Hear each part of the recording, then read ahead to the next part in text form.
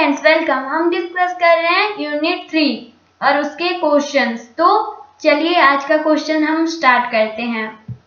पहला क्वेश्चन है हमारा, purpose of guidance is to free the child of all serious conflicts, prevent conflicts from overcoming the child, prevent conflicts from arising in the life of the child, और C that peoples conform to the school regulations.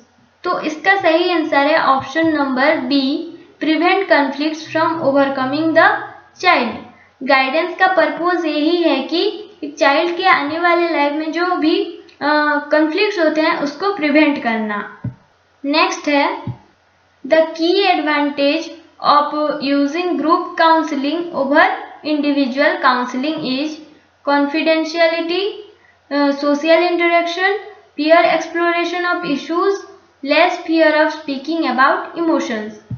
तो इसका सही answer है option number C, जो कि है peer exploration of issues। Group counselling में student अपना peer ग्रुप और फ्रेंड्स ग्रुप के जो भी जिनके भी जो प्रॉब्लम होते हैं वो उनको सुनता है, फिर खुद में कॉन्फिडेंस भी उसका आता है कि वो भी अपना प्रॉब्लम बताए। ओके, नेक्स्ट क्वेश्चन देखते हैं। Rorschach's ink blot test is related to measurement of intelligence, attitude, aptitude और personality. It's option number D, personality. Rorschach ink blot test personality को मेजर करने के लिए बनाया गया है। Okay, which of the following is an unstructured tool? Attitude scale, objective test, intelligence test और essay test. तो इसका सही आंसर है ऑप्शन नंबर डी, जो कि है एसे टेस्ट। एसे टेस्ट ही अनस्ट्रक्चर्ड टूल ऑफ टेस्ट है, और एटीट्यूड स्केल, ऑब्जेक्टिव टेस्ट और इंटेलिजेंस टेस्ट इन सब में स्ट्रक्चर्ड टूल यूज होते हैं। Okay, concept attainment model was propounded by Ausubel, Bruner, Piaget और डीवी। तो इसका सही आंसर है option number B, Bruner. Concept attainment model कौन दिए थे? ब्रूनर दिए थे। नेक्स्ट क्वेश्चन देखते हैं। The concept of advance organized was developed by Bruner, Ausubel, Erikson, Kohlberg. इसका सही आंसर है option number B, Ausubel. Okay, Ausubel ने ही एडवांस ऑर्गेनाइजर का कॉन्सेप्ट डेवलप किया था। और क्या किए थे? मीनिंगफुल लर्निंग का कॉन्सेप्ट भी वो ही दिए थे। नेक्स्ट देखते हैं। Strong's vocational interest blank test consist of 100 items, 200 items, 300 items और 400 आइटम्स। तो इसका सही आंसर है option number D, 400 items. Strong's vocational interest blank test consist of 400 items. Okay, Which of the following correct order comes under Maslow's hierarchy of needs? Maslow hierarchy of needs के हिसाब से कौन सा सही है? ओके, तो इसका सही आंसर है ऑप्शन नंबर सी, जो कि फर्स्ट है फिजियोलॉजिकल नीड्स फर्स्ट, फिर safety needs, then love needs, then esteem needs. Okay, कौन सा सही आंसर है? ऑप्शन नंबर सी, जो कि है physiological needs, safety needs, love needs, then esteem needs. ये एक मैचिंग टाइप का क्वेश्चन है। लिस्ट 1 में दिया गया है साइकोलॉजिकल टेस्ट और लिस्ट 2 में साइकोलॉजिस्ट। तो कौन सा साइकोलॉजिकल टेस्ट किस साइकोलॉजिस्ट ने दिया है वो हमें बताना है। इंटेलिजेंस टेस्ट दिया है विनेत ने दिया intelligence test. Then interest test दिया है स्ट्रॉन्ग ने।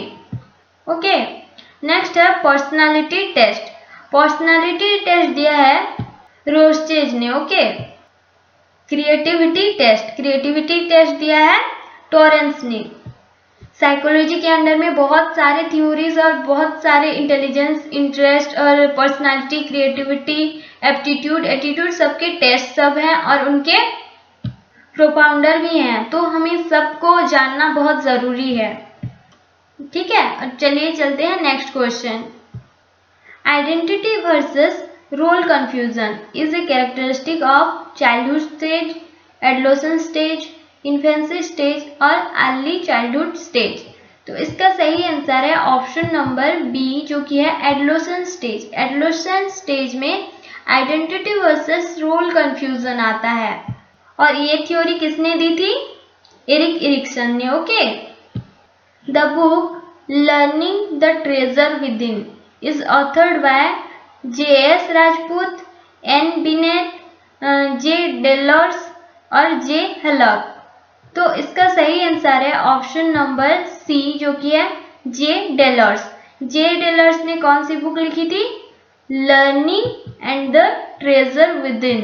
Okay, what is the most essential requirement for providing guidance services in schools?